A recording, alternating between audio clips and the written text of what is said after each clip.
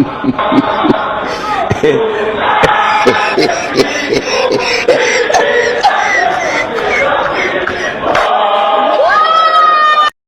all right. Oli ku Yugi Update TV.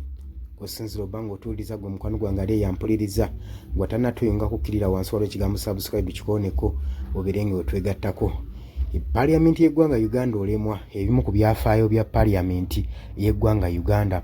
Olabira ddala nti nno Parliament eno okubanga okugibeeramu ng'oli mubaka nga walondeddwa okukiikirira obulungi constituency yo olina kubeera ng'oli kaguje,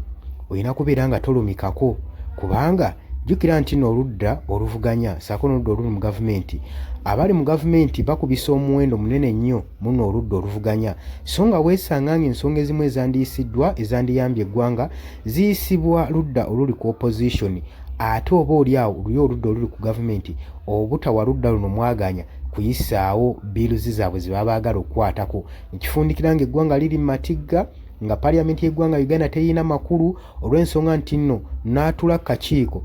chairperson speaker wa Parliament naye kennyini aba yeekubidde side emu ekiraga nti nno terimu mwekanya terimu justice so nga kyandibadde nti speaker wa Parliament yandibadde ng'ali neutral era mu bufunze yandibadde nga talondebwa babaka ba Parliament kubanga jjukira alondebwa omuwendo omunene oguli ku ludda oluvuganya ku ludda olwa gavumenti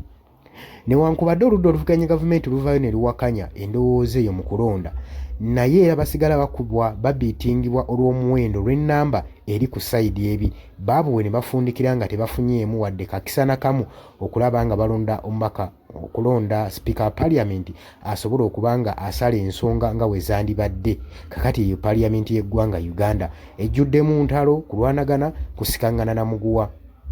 Wabula ekisinga okwennyamiza nti ebikolwa ebigenda mu maaso n'okolebwa mu Parliament bivoola ggwanga Uganda saako n'okulikkiriza emabega. Biiruzi zonna ezaagala okuyisibwawo nga zaakunyigiriza munnansi muntu wa wansi ziyisibwa ewatali wadde kubulookingibwa kubanga oludda oluvuganya tebalwalamu nsa. Jjukira bulungi nnyo wano jjuzi example gye ngenda okuwa nga bayisa etteeka ery'emmwanyi walaba nga oludda oluvuganya oluli ku opposition luva luwakanyiza ensonga eno paka na kufuluma Parliament naye tekyalobera speaker wa Parliament kuyimirizaamu kusalawo kwe yagenda mu maaso era ne basalawo okubanga bateekawo biiru eno ey'emmwanyi kakati saawa zino ge maziga n'ebiboobe bannayuganda n'abalimi ge bakaaba. Ebintu bino twandibadde nga tusobola okufuna obusobozi obulabirawo ne tubitunuulira nga tebigenda vaamu kalungi na kamu. Wano mwenkoola bannayuganda okulekera okutunuulira ensonga okuliisa ebijanjaalo empiso olw'ensonga buli biiru eyisibwawo bannammwe bavaayo okubalwanira nammwe muveeyo nga bannayuganda mwekembe abalimi mwali mutunudde butunuzi ekyokwogera obwogezi tekimala mujja gamba basinga baayogera nga bawakanya ekyokwogera obwogezi tekimala kisaanidde kiteekebweko ebikolwa kyobalaba bano babanyigiriza nga bakozesa bikolwa ate ng'okimanyi the best way of defending is attacking. Muveeyo mu attacking ensonga webanga biiru egenda kuyisibwa ku mmeeza ya Parliament biiru nnyingi ezirina omugaso ezitafunye na mwaganya kuyisibwa ku Parliament naye biiru kasita etuuka ng'erimu personal interest bannabyabufuzi nga bakirinamu interest abali mu gavumenti bagiyisiza ddala nnyo era bagiteekamu n'amaanyi ekyo njagala okutegeeza era gavumenti eruusi emanyi n'okufujjirira omusimbi abaka ba Parliament sobola okuyisaawo eno ensonga so nga tebakimanyi nti nabo gye bujja ensonga eno egenda kuba nga ebanyigiriza gye bujjako mu maaso so Parliament yaffe yeeyo so gwe agenda mu maaso ng'essuubi litadde mu Parliament nti esiteeka erijja kusooka liyisibweko mu Parliament ligaanibwe oba tulonde tukole okusalawo okutuufu temuli justice mu Parliament y'eggwanga Uganda.